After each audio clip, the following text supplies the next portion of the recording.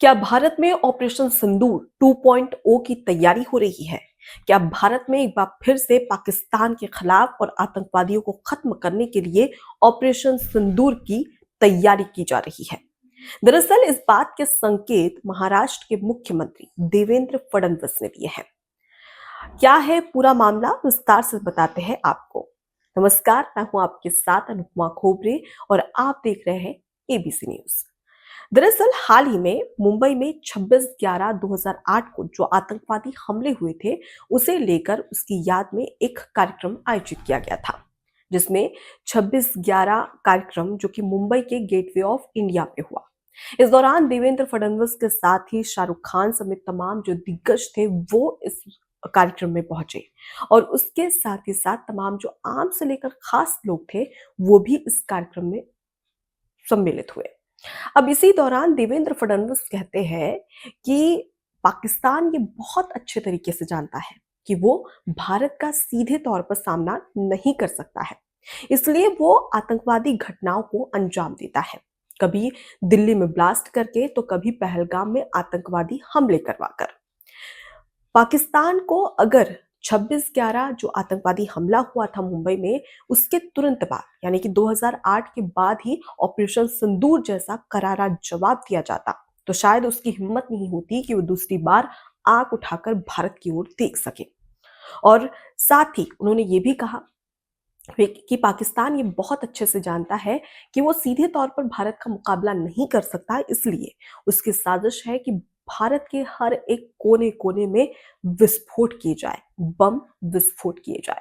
ऐसे में उन्होंने नागरिकों से, जो भारत के देशवासी हैं, उनसे सतर्कता बरतने की अपील भी की है और ये भी कहा कि जरूरत है कि हम सभी सतर्क रहें। यानी कि एक तौर पर साफ तरीके से अगर देखिए तो सीएम देवेंद्र फडणवीस ने साफ कर दिया है कि अगर इसी तरीके की आतंकवादी घटनाएं होती रहेगी तो ऑपरेशन सिंदूर एक बार फिर से पाकिस्तान के खिलाफ चलाया जाएगा। आपको बता दें कि दिल्ली ब्लास्ट के बाद में एक बार फिर से इस तरीके की अटकलें बढ़ चुकी थी, लेकिन देवेंद्र फडणवीस के इस बयान के बाद में एक तरीके से एक संकेत मिल रहा है कि अगर पाकिस्तान अपनी हरकतों से बाज नहीं आया तो ऑपरेशन सिंदूर एक बार फिर से पाकिस्तान के खिलाफ, आतंकवादियों के खिलाफ शुरू कर दिया जाएगा।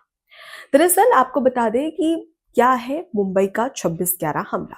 दरअसल 26/11/2008 मुंबई हमले को अब 17 साल हो चुके हैं और इसी के तहत जब 26/11/2008 में लश्कर ए तैयबा, ये पाकिस्तान का आतंकवादी संगठन है जिसने अपने 10 आतंकवादियों को पाकिस्तान से समुद्र के सहारे मुंबई भेजा था, ताकि वो एक तरीके से कहर बरपा सके, एक नरसंहार कर सके, और इसी के चलते उसने इस तरीके की साजिश रची थी, जहां पर छत्रपति शिवाजी टर्मिनल समेत तमाम जो बड़े बड़ी जगह थे, उसके साथ ही ताज होटल में भी आतंकवादी हमला करवाया गया था।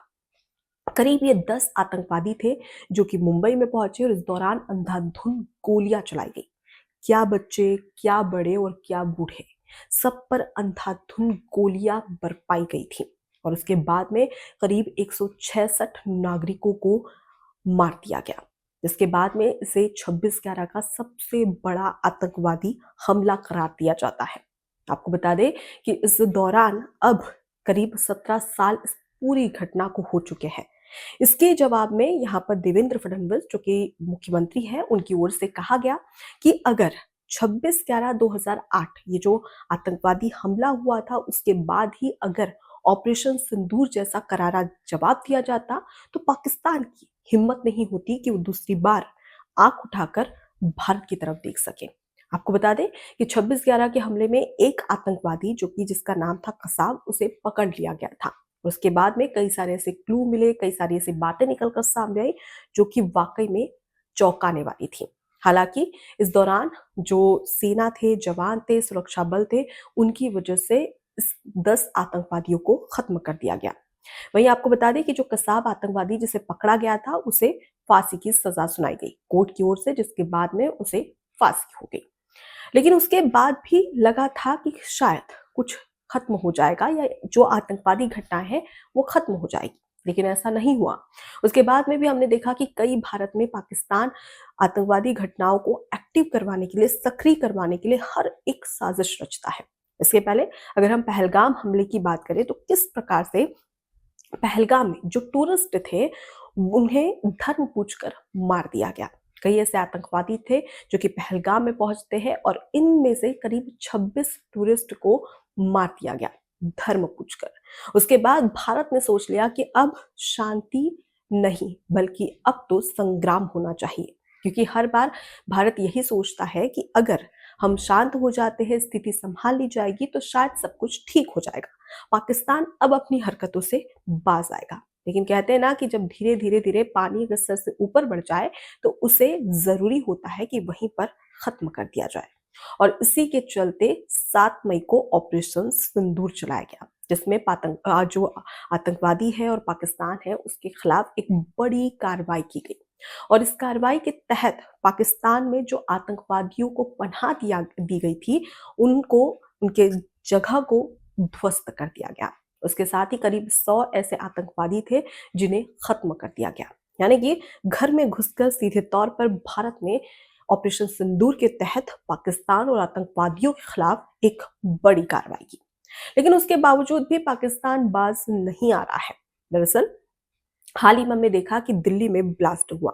दिल्ली में एक कार में ब्लास्ट होता है जिसे भारत सरकार की ओर से साफ तौर पर कहा गया है कि ये एक आतंकवादी घटना है, यानी कि आतंकवादी साजिश है और आतंकवादी हमला है, जिसके तहत अब इसके खिलाफ भी कार्रवाई की जाएगी। आपको बता दें कि दिल्ली ब्लास्ट में करीब 15 लोगों की अब तक मौत हो चुकी है।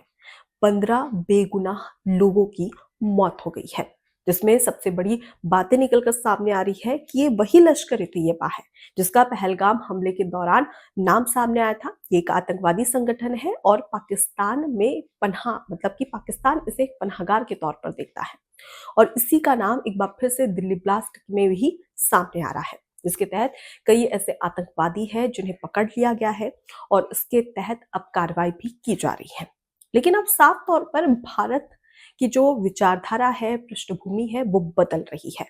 अब भारत वो भारत नहीं है जो ये सोचता है कि ठीक है, शांत रहकर भी सब कुछ ठीक हो सकता है। पाकिस्तान को एक बार मौका दिया गया, 2 बार मौका दिया गया, लेकिन कई मौके दिए जाने के बाद भी पाकिस्तान अपनी हरकतों से बाज नहीं आया, जिसके तहत इस तरीके की कार्रवाई हुई। ऑपरेशन सिंदूर, जो कि सबसे बड़ा ऑपरेशन भारत के लिए करार दिया जाता है, क्योंकि अगर अब देखें तो अब ये वो भारत है जो ईंट का जवाब पत्थर से देता है और शायद पाकिस्तान भी बहुत अच्छे तरीके से जानता है और इसलिए वो इस तरीके की छोटी-मोटी घटनाओं को भारत में सक्रिय करवाता है ताकि वो भारत को क्षति पहुंचा सके। लेकिन देवेंद्र फडणवीस के इस बयान के बाद, इस संकेत के बाद साफ हो चुका है कि अब हम नहीं सहेंगे। अगर भारत के खिलाफ किसी भी तरीके की साजिश रची गई तो इसका जवाब दिया जाएगा और वो भी बहुत अच्छे तरीके से, यानी कि ऑपरेशन सिंदूर की तहत इस तरीके की कार्रवाई पाकिस्तान के खिलाफ की जाएगी। आपको बता दें कि पहलगाम और दिल्ली ब्लास्ट, ये जो हमले हुए थे उसमें एक आतंकवादी संगठन है जिसका नाम सामने आ रहा है। वो नाम है लश्कर ए तैयबा। ये वो आतंकवादी संगठन है जो कि पाकिस्तान में है और पाकिस्तान इसे पनाह दे रहा है, जो कि अक्सर ये कोशिश करता है कि किसी ना किसी तरीके से भारत में इस तरीके की घटनाओं को अंजाम दिया जा सके, इस तरीके के हमले करवाए जा सके। उसके लिए चाहे वो खुद कभी अपने आतंकवादी साथियों को भारत भेजता है या कभी-कभी भारत में ही कुछ ऐसे लोगों का ब्रेन वॉश करता है और उन्हें आतंकवादी बनाता है ताकि वो इस तरीके की घटनाओं को अंजाम दे सके।